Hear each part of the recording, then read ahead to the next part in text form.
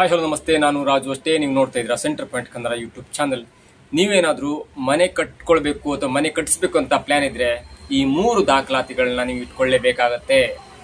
ಒಂದು, ಆ ಬಿಲ್ಡಿಂಗ್ನ ಪ್ಲಾನ್ ಇರಬೇಕಾಗತ್ತೆ, ಬಿಲ್ಡಿಂಗ್ ಪ್ಲಾನ್ ಇರಬೇಕಾಗತ್ತೆ. ಎರಡನೇದಾಗಿ ಆರಂಭಿಕ ಪ್ರಮಾಣ ಪತ್ರ, ಅದನ್ನು CC ಅಂತಾರೆ, ಆ ದಾಖಲಾತಿ ಕೂಡ ಇರಬೇಕಾಗತ್ತೆ. ಮೂರನೇದಾಗಿ OC ಇರಬೇಕಾಗುತ್ತೆ, ಅಂದ್ರೆ ಆಕ್ಯುಪೆನ್ಸಿ ಸರ್ಟಿಫಿಕೇಟ್ ಇರಬೇಕಾಗುತ್ತೆ.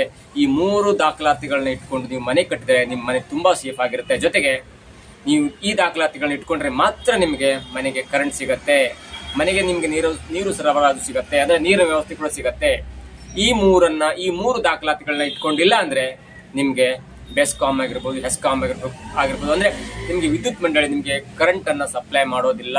ನೀವು ಕರೆಂಟ್ ಬೇಕು ಅಂತ ನೀವು ಅಪ್ಲೈ ಮಾಡಿದಾಗ, ನೀವು ಮೀಟರ್ ಬೇಕು ಅಂತ ಅಪ್ಲೈ ಮಾಡಿದಾಗ ಈ 3 ದಾಖಲಾತಿಗಳು ಇಟ್ಕೊಳ್ಳೇಬೇಕಾಗತ್ತೆ ಎನ್ನುವ ರೂಲ್ಸ್ ಅನ್ನ ಈಗ ಆಯಾ ವಲಯದ ಈ ಹೆಸ್ಕಾಮ್ ಆಗಿರ್ಬೋದು ಅವು ಈಗ ಆ ಸರ್ಕಾರಿ ಸಂಸ್ಥೆಗಳು ಇದೀಗ ಸ್ಟ್ರಿಕ್ಟ್ ರೂಲ್ಸ್ಗೆ ಮುಂದಾಗಿವೆ. ಇದಕ್ಕೆ ಕಾರಣ ಕೂಡ ದೊಡ್ಡದಾಗಿದೆ. ಯಾಕಂದ್ರೆ ಡಿಸೆಂಬರ್ 17ರಂದು ಸುಪ್ರೀಂ ಕೋರ್ಟ್ ದೊಡ್ಡದಾದಂತಹ ಒಂದು ಆದೇಶವನ್ನು ಹೊರಡಿಸಿತ್ತು. ಯಾಕಂದ್ರೆ ಅನಧಿಕೃತ ಕಟ್ಟಡಗಳ ನಿರ್ಮಾಣ ಆಗ್ತಿದೆ. ಬೆಂಗಳೂರು ಸೇರಿದಂತೆ ಅನೇಕ ನಗರಗಳಲ್ಲಿ ದೊಡ್ಡ ದೊಡ್ಡ ಬಿಲ್ಡಿಂಗ್ ನಿರ್ಮಾಣವಾಗ್ತಿದೆ. ಮತ್ತು ಅನಧಿಕೃತ ಕಟ್ಟಡ ಅಂತ ಹೇಳ್ತಾರಲ್ಲ, ಯಾರ್ದೋ ಜಾಗದಲ್ಲಿ ಯಾರೋ ಮನೆ ಕಟ್ಕೊಳ್ಳೋದು, ಯಾರೋ ಬಿಲ್ಡಿಂಗ್ ಕಟ್ಕೊಳ್ಳೋದು, ಅದು ಸರಿಯಾದ ಪ್ಲಾನ್ ಇರೋದಿಲ್ಲ.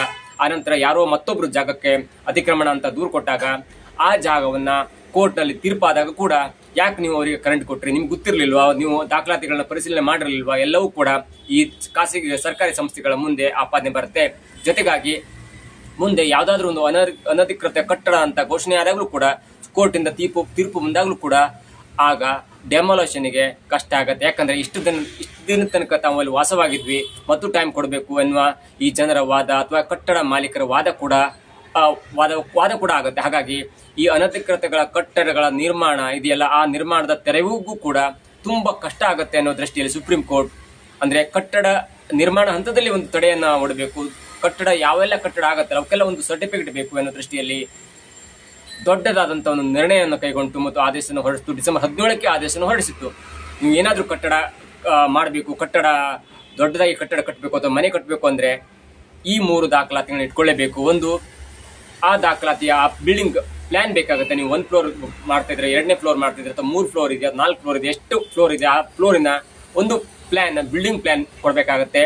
ಎರಡನೇದಾಗಿ CC ಬೇಕಾಗುತ್ತೆ, ಅಂದ್ರೆ ಕ್ಲಿಯರೆನ್ಸ್ ಸರ್ಟಿಫಿಕೇಟ್ ಅನ್ಬೋದು, ಆರಂಭಿಕ ಪ್ರಮಾಣ ಪತ್ರವನ್ನ ಬೇಕಾಗುತ್ತೆ. ಅಕ್ಕಪಕ್ಕದವ್ರು ಯಾರು ನಿಮ್ಗೆ ಸಮಸ್ಯೆ ಕೊಡಬಾರ್ದು, ಅಥವಾ ಎಲ್ಲ ಕಡೆಯಿಂದ ಒಂದು ಒಳ್ಳೆ ಕಾರ್ಯಕ್ಕಾಗಿ ಬಿಲ್ಡಿಂಗ್ ಕಟ್ಟಲಾಗತ್ತೆ ಅನ್ನುವ ಒಂದು ಆರಂಭಿಕ ಪ್ರಮಾಣ ಪತ್ರವನ್ನ ಕೊಡಬೇಕಾಗತ್ತೆ, ಅದು ನೀವು ಇಟ್ಕೊಳ್ಬೇಕಾಗತ್ತೆ. ಮೂರನೇದಾಗಿ OC ಅಂದ್ರೆ ಆಕ್ಯುಪೆನ್ಸಿ ಸರ್ಟಿಫಿಕೇಟ್ ಇಟ್ಕೊಳ್ಬೇಕಾಗತ್ತೆ, ಅಂದ್ರೆ ಆ ಜಾಗ ನಿಮ್ಮದೇ ಎನ್ನುವ ಪ್ರಮಾಣ ಪತ್ರವನ್ನ ಇಟ್ಕೊಳ್ಬೇಕಾಗತ್ತೆ. ಆ 3ರನ್ನ ಇಟ್ಕೊಂಡು ಆಯಾ ಡಿಪಾರ್ಟ್ಮೆಂಟ್ಗೆ ನೀವು ಅದನ್ನ ಸಲ್ಲಿಕೆ ಮಾಡಿದಾಗ ನಿಮ್ಗೆಲ್ಲ ಪರ್ಮಿಷನ್ ಸಿಗತ್ತೆ. ಜೊತೆಗೆ ಮುಂದೆ ನೀವು ಕಟ್ಟಡಗಳೆಲ್ಲ ಬಿಲ್ಡಿಂಗ್ ಕೂಡ ಕಟ್ಟಡ ಆಯ್ತು, ನಿರ್ಮಾಣ ಆಯ್ತು, ನೀವು ಗೃಹ ಪ್ರವೇಶ ಮಾಡ್ತೀರಾ ಅಥವಾ ದೊಡ್ಡದಾಗಿ ಓಪನಿಂಗ್ ಮಾಡ್ತೀರಾ ಅನ್ನೋ ಕಾಲದ್ರೂ ಕೂಡ ನಿಮ್ಗೆ ಕರೆಂಟ್ ಬೇಕಾಗತ್ತಲ್ಲ. ಆ ಕರೆಂಟ್ ಅಂದ್ರೆ ವಿದ್ಯುತ್ ಸರಬರಾಜು ಬೇಕಾದ ಟೈಮಲ್ಲೂ ಕೂಡ ನೀವು ಈ 3ರಲ್ಲಿ ಒಂದು ಸರ್ಟಿಫಿಕೇಟ್ ಕೊಟ್ಟಿಲ್ಲ ಆದ್ರೂ ಕೂಡ ಬೆಸ್ಕಾಮ್ ಅಂದ್ರೆ ವಿದ್ಯುತ್ ಮಂಡಳಿ ನಿಮ್ಗೆ ಕರೆಂಟ್ ಅನ್ನ ಕೊಡಲ್ಲ, ನಿಮಗೆ ಮೀಟರ್ ಕೊಡಲ್ಲ. ಮೊದಲು ಏನಾಗ್ತದೆ ಅಂದ್ರೆ, ಒಂದು ಊರಲ್ಲಿ ಮನೆ ಕಟ್ತಿದ್ರಿ, ಒಂದು ಬಿಲ್ಡಿಂಗ್ ಕಟ್ತಿದ್ರಿ, ನೀವು ಡೈರೆಕ್ಟ್ ಆಗಿ ನಿಮ್ಮ ಆಧಾರ್ ಕಾರ್ಡು, ವೋಟರ್ ಕಾರ್ಡು ಅನ್ನ ಕೊಟ್ಟಾಗ ನಿಮ್ಗೆ ನೇರವಾಗಿ ನೀವು ಇಷ್ಟು ಹಣ ತುಂಬಬೇಕಿತ್ತು. ಆ ಹಣಕ್ಕೆ ಪ್ರತಿಫಲವಾಗಿ ನೀವು ಆಧಾರ್ ಕಾರ್ಡ್ ಕೊಟ್ಟಾಗ ನಿಮ್ಗೆ ಇಷ್ಟು ಹಣವನ್ನು ತುಂಬಿಸ್ಕೊಂಡು ನಿಮ್ಗೆ ಮೀಟರ್ ಕೊಡ್ತಿದ್ರು. ಆನಂತರ ಮೀಟರ್ ಚಾರ್ಜ್ ಆಗ್ತಿತ್ತು. ಆದ್ರೆ ಈಗ 3 ಸರ್ಟಿಫಿಕೇಟ್ ಅನ್ನು ಕೊಡ್ಲೇಬೇಕಾಗತ್ತೆ. ನೀವು ಇಷ್ಟೇ ದೊಡ್ಡ ಮನೆ ಕಟ್ಟಿ ಏನೇ ಮಾಡಿ, ಆದ್ರೆ ಆ 3 ಸರ್ಟಿಫಿಕೇಟ್ ಇಲ್ಲ ಅಂದ್ರೆ ನಿಮ್ಗೆ ಕರೆಂಟ್ ಕೊಡೋದಿಲ್ಲ. ಜೊತೆಗೆ ನಿಮ್ಗೆ ನೀರಿನ ಸರಬರಾಜು ವ್ಯವಸ್ಥೆ ಕೂಡ ಆಗೋದಿಲ್ಲ. ನಿಮ್ಗೆ ಹಳ್ಳಿ ಕಡೆ ಏನಾಗತ್ತಂದ್ರೆ, ನಿಮ್ಗೆ ಕರೆಂಟ್ ಕೊಟ್ಟು ಸಾಕು, ನೀರು ಸರಬರಾಜು ವ್ಯವಸ್ಥೆ ಬೇಕಂತಿರೋದಿಲ್ಲ. ಯಾಕಂದ್ರೆ ದೊಡ್ಡ ದೊಡ್ಡ ಜಾಗ ಇರುತ್ತೆ, ದೊಡ್ಡ ದೊಡ್ಡ ಬಾವಿ ಇರುತ್ತೆ, ದೊಡ್ಡ ಕೊಳವೆ ಬಾವಿ ಇರುತ್ತೆ, ಅವರಿಗೆ ಅವರದೇ ನೀರಿನ ಸಪ್ಲೈ ಇರುತ್ತೆ. ಆದ್ರೆ ನೀವೇನಾದ್ರು ಸಿಟಿಗಳಲ್ಲಿ ತಾಲೂಕು ಮಟ್ಟದಲ್ಲಾಗಿರ್ಬೋದು, ಜಿಲ್ಲಾ ಮಟ್ಟದಲ್ಲಾಗಿರ್ಬೋದು, ಅಥವಾ ಬೆಂಗಳೂರಿನ ಅಂತ ದೊಡ್ಡ ದೊಡ್ಡ ಸಿಟಿಯಲ್ಲಿ ಮನೆ ಕಟ್ಟಬೇಕಂದ್ರೆ ನಿಮ್ಗೆ 2 ಬೇಕಾಗತ್ತೆ. ಒಂದು ಕರೆಂಟ್ ಬೇಕಾಗತ್ತೆ, ಮತ್ತೊಂದು ವಾಟರ್ ಸಪ್ಲೈ ಕೂಡ ಬೇಕಾಗತ್ತೆ. ಈ 2 ಬೇಕಾದಾಗ ನಿಮ್ಗೆ ಈ 3 ಸರ್ಟಿಫಿಕೇಟ್ ಇಟ್ಕೊಳ್ಳೇಬೇಕಾದಂತ ಒಂದು ಅನಿವಾರ್ಯ ಪರಿಸ್ಥಿತಿ ಈಗ ಬೇಕೇ ಆಗಿದೆ. ಡಿಸೆಂಬರ್ 17ಕ್ಕೆ ಸುಪ್ರೀಂ ಕೋರ್ಟ್ ಆದೇಶವನ್ನು ಹೊರಡಿಸುತ್ತೆ. ಅದಾದ ನಂತರ ಜನವರಿ 9ಕ್ಕೆ ಸುಪ್ರೀಂ ಕೋರ್ಟ್ ಆದೇಶದಂತೆ BBMP ಕಮಿಷನರ್ ಅವರು ಆಯಾ ವಲಯದ ಸಂಸ್ಥೆಗಳಿಗೆ, ಅಂದ್ರೆ ಬೆಸ್ಕಾಮ್ ಆಗಿರ್ಬೋದು, ಹೆಸ್ಕಾಮ್ ಆಗಿರ್ಬೋದು, ಮತ್ತು ಜಲಮಂಡಳಿಗಳಿಗೆ ನೋಟಿಸ್ ಅನ್ನು ಕೊಟ್ಟಿರ್ತಾರೆ. ಇದನ್ನ ನೀವು ಕಾರ್ಯರೂಪಕ್ಕೆ ತರಬೇಕು. ಯಾರಾದ್ರೂ ನೀವು ಈ 3 ಸರ್ಟಿಫಿಕೇಟ್ ಅನ್ನು ಕೊಟ್ಟಿಲ್ಲ ಅಂದ್ರೆ ನೀವು ಅದಕ್ಕೆ ಆ ಬಿಲ್ಡಿಂಗ್ ಗೆ ಕರೆಂಟ್ ಅನ್ನು ಕೊಡಬಾರ್ದು, ಕರೆಂಟ್ ಸಪ್ಲೈ ಕೊಡಬಾರ್ದು. ಆ 3 ಪ್ರಮಾಣ ಪತ್ರವನ್ನು ಕೊಟ್ಟಿಲ್ಲ ಅಂದ್ರೆ ನೀವು ನೀರು ಸರಬರಾಜು ಕೂಡ ಮಾಡಬಾರ್ದು ಎನ್ನುವ ದೃಷ್ಟಿಯಲ್ಲಿ ಜನವರಿ 9ಕ್ಕೆ BBMP ಕಮಿಷನರ್ ಅವರು ಪತ್ರವನ್ನು ಬರೆದಿರ್ತಾರೆ. ಅಂದ್ರೆ ಜಲಮಂಡಳಿಗೆ ಮತ್ತು ವಿದ್ಯುತ್ ಮಂಡಳಿಗೆ ಪತ್ರವನ್ನು ಬರೆದಿರ್ತಾರೆ. ಆದ್ರೆ ಇದೀಗ ಆ ಖಾಸಗಿ ಸರ್ಕಾರಿ ಸಂಸ್ಥೆಗಳು ಆ ಕಾರ್ಯವನ್ನ ತರುವ ನಿಟ್ಟಿನಲ್ಲಿ ಮುಂದಡಿಯನ್ನು ಇಟ್ಟಿವೆ. ನೋಡಿ ಏನಾಗುತ್ತೆ ಅಂದ್ರೆ ಈ 3 ಸರ್ಟಿಫಿಕೇಟ್ ಅನ್ನು ನೀವು ಕೊಟ್ಟಿಲ್ಲ ಅಂದ್ರೆ ನಿಮಗೆ ಕರೆಂಟ್ ಸಿಗೋದಿಲ್ಲ. ಈ 3 ಸರ್ಟಿಫಿಕೇಟ್ ನೀವು ಕೊಟ್ಟಿಲ್ಲ ಅಂದ್ರೆ ನಿಮಗೆ ನೀರಿನ ವ್ಯವಸ್ಥೆ ಸಿಗೋದಿಲ್ಲ. ಇವೆಲ್ಲವನ್ನು ನೋಡ್ತಾ ಇದ್ರೆ ಸರ್ಕಾರ ಮತ್ತು ಸುಪ್ರೀಂ ಕೋರ್ಟ್ ಅನಧಿಕೃತ ಕಟ್ಟಡಗಳ ಬಿಲ್ಡಿಂಗ್ ಆಗತ್ತ ಅದನ್ನ ಸ್ವಲ್ಪ ನಿರ್ಬಂಧ ಮಾಡ್ಲಿಕ್ಕೆ ಸುಮ್ಮನೆ ಯಾರಾದ್ರೂ ಬಿಲ್ಡಿಂಗ್ ಕಟ್ಬಿಡ್ತಾರೆ, ಆನಂತರ ತೆರವಿಗೆ ಕಷ್ಟ ಆಗುತ್ತೆ ಅನ್ನೋ ದೃಷ್ಟಿಯಲ್ಲಿ ಅನಧಿಕೃತ ಕಟ್ಟಡಗಳ ನಿರ್ಮಾಣಕ್ಕೆ ನಿರ್ಬಂಧ ಹೇರುವ ದೃಷ್ಟಿಯಲ್ಲಿ ಒಂದು ಒಳ್ಳೆ ಕಾನೂನು ತಂದಿದೆ.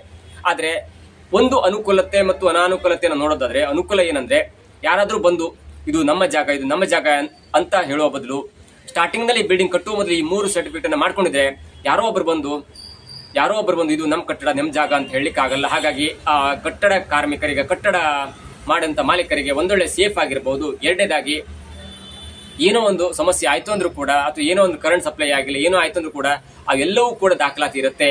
ಹಾಗಾಗಿ ಇದು ಒಂದಂದ್ರೆ ಒಂದು ರೀತಿಯಲ್ಲಿ ಸರ್ಕಾರ ಮಾಡಿದಂತ ಒಳ್ಳೆಯ ನಿಯಮ ಅನ್ಬಹುದು. ಅದು ಏನಾಗತ್ತಂದ್ರೆ ಇದರ ಅನಾನುಕೂಲತೆಗಳನ್ನ ನೋಡೋದಾದ್ರೆ, ನೀವು ಈ 3 ಸರ್ಟಿಫಿಕೇಟ್ ಅನ್ನು ಮಾಡಿಸ್ಕೊಳ್ಬೇಕು, ನಿಮ್ಗೆ CC ಬೇಕು, OC ಬೇಕು ಮತ್ತು ಪ್ಲಾನ್ ಬೇಕು ಎನ್ನುವ ದೃಷ್ಟಿಯಲ್ಲಿ ನೀವು ಬಿಲ್ಡಿಂಗ್ ಕಟ್ಟಲಿಕ್ಕೆ ಶುರು ಮಾಡಿಕೊಂಡು ಆ ಪ್ರಮಾಣ ಪತ್ರವನ್ನ ಮಾಡುವ ದೃಷ್ಟಿಯಲ್ಲಿ ನೀವು ಸರ್ಕಾರಿ ಕಚೇರಿಗಳಿಗೆ ಅಡ್ಡಾಡಿದ್ರೆ ವರ್ಷಾನುಗಟ್ಲೆ ಸರ್ಕಾರಿ ಅಧಿಕಾರಿಗಳು ಅದನ್ನ ಕಾಯಿಸ್ತಾರೆ, ಅವ್ರಿಗೆ ಹಣ ಕೊಡ್ಬೇಕಾಗತ್ತೆ. ಹಾಗಾಗಿ ಇದು 2 ರೀತಿಯಲ್ಲಿ ಅನಾನುಕೂಲವಾಗತ್ತೆ.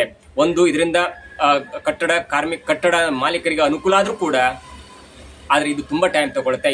ಇದಕ್ಕೆ ಬೇರೆಯದೇ ಆದ ವ್ಯವಸ್ಥೆ ಮಾಡ್ಕೊಂಡ್ರೆ ಇದರಿಂದ ದೊಡ್ಡ ಅನುಕೂಲ ಆಗತ್ತೆ. ಆದ್ರೆ ನೀವು ಈ ಸರ್ಟಿಫಿಕೇಟ್ ಅನ್ನು ಮಾಡಿಸ್ಕೊಳ್ಳಿ, ಈ 3 ಪ್ರಮಾಣ ಪತ್ರವನ್ನು ಮಾಡಿಸ್ಕೊಳ್ಳಿಕ್ಕೆ ನೀವು ಸರ್ಕಾರಿ ಕಚೇರಿಗೆ ಅಲಿಬೇಕು, ಸರ್ಕಾರಿ ಕಚೇರಿಯಲ್ಲಿ ವೇಟ್ ಮಾಡಬೇಕು, ಅವರು ಸೈನ್ ಹಾಕಬೇಕು. ಎಲ್ಲವನ್ನ ಕಾದು ಬಿಲ್ಡಿಂಗ್ ಅನ್ನ ಮಾಡೋದಾದ್ರೆ ತುಂಬಾ ಕಷ್ಟ ಆಗತ್ತೆ. ಯಾಕಂದ್ರೆ ಒಬ್ಬ ಕಟ್ಟಡ ಮಾಲೀಕ ಒಂದು ಹಂತದಲ್ಲಿ 2 ತಿಂಗಳ 3 ತಿಂಗಳ ಅವಧಿಯಲ್ಲಿ ಕಟ್ಟಡ ನಿರ್ಮಾಣ ಮಾಡ್ಬೇಕಾಗುತ್ತೆ. ಯಾಕಂದ್ರೆ ಅವನು ಅಷ್ಟು ದೊಡ್ಡ ಹಣವನ್ನು ಸುರಿದಿರ್ತಾನೆ. ಆ ವೇಳೆಗೆ ಇಲ್ಲಿ ಕಟ್ಟಡ ಕಟ್ಟಬೇಕು, ಹಣ ಹೊಂದಿಸಬೇಕು, ಎಲ್ಲವನ್ನು ನೋಡ್ಕೊಳ್ಬೇಕಾದಂತ ಒಂದು ಸನ್ನಿವೇಶದಲ್ಲಿ ಈ 3 ಸರ್ಟಿಫಿಕೇಟ್ ಮಾಡಿಸ್ಲಿಕ್ಕೆ ವರ್ಷಗಟ್ಟಲೆ ಅಡ್ಡಾಡ್ಬೇಕಂತ ಪರಿಸ್ಥಿತಿ ಕೂಡ ಒದಗಿ ಬಂದ್ರೆ ಅದು ಕಟ್ಟಡ ಕಟ್ಟಿಸ್ತಾ ಇದ್ದ ಮಾಲೀಕನಿಗೆ ದೊಡ್ಡ ತಲೆನೋವಾಗಿ ಪರಿಣಮಿಸುತ್ತೆ. ಹಾಗಾಗಿ ಒಂದು ರೀತಿಯಲ್ಲಿ ಕಟ್ಟಡ ಮಾಲೀಕನಿಗೆ ಇದು ಒಂದು ಒಳ್ಳೆ ದಾಖಲಾತಿ ಸಿಗುತ್ತೆ. ಅವನಿಗೆ ಯಾರು ಬಂದು ತನ್ನ ಕಟ್ಟಡ ತನ್ನ ಜಾಗ ಅಂತ ಹೇಳಿಕ್ಕಾಗಲ್ಲ ಎನ್ನುವ ಒಂದು ಸೇಫ್ ಝೋನ್ ಇದ್ರೂ ಕೂಡ ಇದು ಒಮ್ಮೆಲೆ ನೀವು ಈ 3 ಸರ್ಟಿಫಿಕೇಟ್ ಅನ್ನು ಮಾಡಿಸ್ಕೊಳ್ಳೇಬೇಕೆನ್ನುವ ಈ ನಿರ್ಬಂಧ ಇದೆಯಲ್ಲ, ಅದು ಕೂಡ ಕೆಲವೊಂದು ಸಲ ಕೆಲವೊಬ್ಬರಿಗೆ ಕಷ್ಟ ಕೂಡ ಆಗತ್ತೆ. ಆದ್ರೆ ಇವೆಲ್ಲ ಹಿನ್ನೆಲೆಯನ್ನು ನೋಡ್ತಾ ಇದ್ರೆ ಸರ್ಕಾರಿ ಕಚೇರಿಗಳಲ್ಲಿ ಈ ಭ್ರಷ್ಟಾಚಾರ ಮತ್ತೆ ಜಾಸ್ತಿ ಆಗುತ್ತೆ. ಯಾಕಂದ್ರೆ ಈಗಾಗಲೇ ಸರ್ಕಾರಿ ಕಚೇರಿಗಳ ಭ್ರಷ್ಟಾಚಾರ ಆಗ್ತಾನೆ ಇದೆ. ಆದ್ರೆ ಇದೊಂದು ಸೇರ್ಕೊಬಿಡುತ್ತೆ. ಯಾಕಂದ್ರೆ 3 ಸರ್ಟಿಫಿಕೇಟ್ ಮಾಡಿಸ್ಕೊಳ್ಬೇಕು ಒಬ್ಬ ಕಟ್ಟಡ ಮಾಡ್ಲಿಕ್ಕಂದ್ರೆ ಅದು ಸರ್ಕಾರಿ ಕಚೇರಿಗಳ ಭ್ರಷ್ಟಾಚಾರದ ವ್ಯವಸ್ಥೆ ಜಾಸ್ತಿ ಆಗುತ್ತೆ. ಇವೆಲ್ಲವನ್ನು ನೋಡ್ತಾ ಇದ್ರೆ ಸುಪ್ರೀಂ ಕೋರ್ಟ್ ಹೊರಡಿಸಿದಂತ ಒಂದು ಆದೇಶ ಒಳ್ಳೇದೇ ಹೊರತು ಕೆಟ್ಟದಲ್ಲ ಅನ್ನೋದು ಮೇಲ್ನೋಟಕ್ಕೆ ಕಂಡು ಬಂದ್ರು ಕೂಡ ನಾವು ಸೇಫ್ ಆಗಿರ್ಬೇಕಂದ್ರೆ ಮನೆ ಕಟ್ಟುವ 1 ವರ್ಷದ ಮೊದಲೇ ಇವೆಲ್ಲ ಪ್ಲಾನ್ ಮಾಡ್ಕೊಳ್ಬೇಕು. ನಮ್ಗೆ ಎಷ್ಟು ಫ್ಲೋರ್ ಬಿಲ್ಡಿಂಗ್ ಬೇಕು, ಎಷ್ಟು ಮನೆ ಬೇಕು, ಯಾವ ಹಂತದಲ್ಲಿ ಮನೆ ಇದೆ ಎನ್ನುವ ಪ್ರಮಾಣ ಪತ್ರವನ್ನ 3 ಪ್ರಮಾಣ ಪತ್ರವನ್ನ ಅಂದ್ರೆ ನಮ್ಗಿರ್ಬೋದು, OC ಇರ್ಬೋದು ಮತ್ತು ಈ ಬಿಲ್ಡಿಂಗ್ ಪ್ಲಾನ್ ಅನ್ನ 3 ನಾವು ಮಾಡ್ಕೊಂಡು ಇಟ್ಕೊಂಡ್ರೆ ಅದರಿಂದ ನಮ್ಗೆ ಒಳ್ಳೆಯಿತು ಎನ್ನುವುದು ಇವತ್ತಿನ ವಿಶೇಷ. ಇದಾಗಿತ್ತು ಇವತ್ತಿನ ವಿಶೇಷ. ನೋಡ್ತಾ ಇರಿ centre point Kannada YouTube channel.